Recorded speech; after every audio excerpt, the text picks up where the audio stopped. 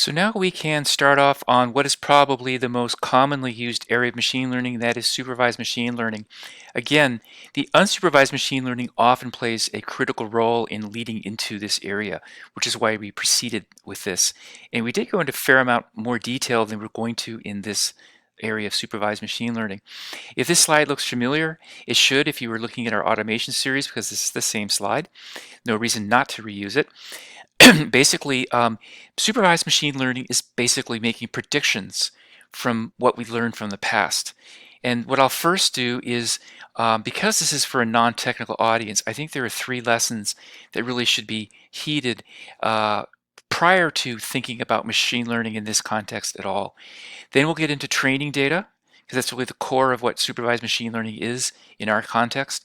Then we will look at a very interesting example that you probably will hear again, but we'll be discussing it here ourselves in a sort of a abbreviated format. Um, Before you think about machine learning, and you'll see this as we go through our example, how this really makes sense, how this plays out. You really have to be careful that you don't just use machine learning, don't just dive into it. You only use it if there's a reason to. I think that's probably the biggest lesson that I think can be passed along, and we'll cover that. It will make more sense. It should also be better than existing methods. If you are using something that is in balance just as good as the machine learning approach, it might be better to stay with what you've got. And last, every supervised machine learning effort is very bound by the data that you're basing it from. If the data does not have sufficient information in it for an algorithm to make a decision, you're probably not going to want to use it.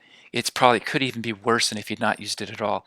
So these three different things I think will become more apparent as we go, but really lessons to be heeded by those who are making decisions about artificial intelligence or machine learning and aren't necessarily rolling up their sleeves for it.